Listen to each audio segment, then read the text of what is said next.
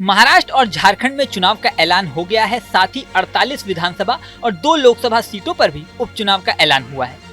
उपचुनाव वाली सीटों में सबसे हॉट सीट मानी जा रही है केरल की वायनाड सीट। यही वो सीट है जहां से प्रियंका गांधी की चुनावी राजनीति में एंट्री होने जा रही है। ये सीट लोकसभा चुनाव में राहुल गांधी ने जीती थी, लेकिन उन्होंने रायबरेली से भी जीत हासिल की थी। ऐसे में राहुल गांधी ने वायनाड सीट छोड़ दी थी। राहुल गांधी का वायनाड सीट छोड़ना इतना बड़ा ऐलान नहीं था, जितना बड़ा ऐलान ये था कि राहुल गांधी की जगह वायनाड से प्रियंका गांधी चुनाव लड़ेंगी। वायनाड सीट छोड़ते ही राहुल गांधी ने ये ऐलान कर दिया था। अब प्रियंका गांधी अगर वायनाड से चुनाव जीतती हैं, तो पहली बार बतौर सांसद उनकी लोकसभा में एंट्री होगी। हालांकि बीजेपी ने लोकसभा चुनाव में जिस तरह से राहुल गांधी की घेराबंदी करने की कोशिश की थी, उससे साफ है कि इस बार प्रियंका की राह भी आसान नहीं होने जा रही है। ये साफ है कि बीजेपी एक बार फिर से वायनाड में घेराबंदी की कोशिश कर सकती है। लोकसभा चुनाव में तो बीजेपी को पूरे देश की सीटों पर फोकस करना था, लेकिन उपचुनाव में अब कम सीटों पर फोकस करना होगा। ऐसे में लोकसभा चुनाव की तुलना में इस बार प्रियंका गांधी के लिए चुनौती ज्यादा हो सकती है। सबसे बड़ी बात है कि इस सीट से कांग्रेस की सहयोगी पार्टी सीपीआई ने एनी राजा को राहुल गांधी के खिलाफ कैंडिडेट बना दिया था। वहीं बीजेपी ने के सुरेंद्रन को उम्मीदवार बनाया था।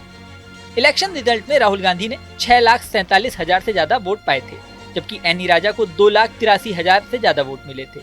तीसरे नंबर पर बीजेपी के सुरेंद्रन रहे थे, जिन्हें 1,41,000 के करीब वोट मिले थे। इस तरह राहुल गांधी प्रतिद्वंदी उम्मीदवारों से काफी आगे थे, लेकिन अब सीपीआई इस बात को मुद्दा बनाने की कोशिश में है कि राहुल गांधी ने वायनाड से इतनी बड़ी जीत हासिल करने के बाद भी ये सीट छोड़ दी, वो भी तब जब 2019 में अमेठी से हारे थे, लेकिन वायनाड से रिकॉर्ड जीत हासिल की थी। इस तरह सीपीआई लोगों के इमोशन को मुद्दा बनाने की तैयारी कर रही है। वहीं लोकसभा चुनाव में जनता के सामने बीजेपी वर्सेस कांग्रेस की तस्वीर थी, लेकिन उपचुनाव में ऐसा नहीं होगा। इन बातों का फायदा सीपीआई और बीजेपी उठाने की कोशिश करेंगी। ऐसे में प्रियंका गांधी किस तरह इस चुनाव को मैनेज करेंगी, ये देखने वाली बात होगी। हालांकि प्रियंका गांधी को वायनाड से उतारकर राहुल गांधी ने ये मैसेज देने की कोशिश की है कि वायनाड से उनका इमोशनल टच है, इसीलिए गांधी नेहरू परिवार का सदस्य ही चुनाव में उतर रहा है। प्रियंका गांधी पहली बार चुनावी मैदान में उतर रही हैं, ये बात भी लोगों को अपील कर सकती है।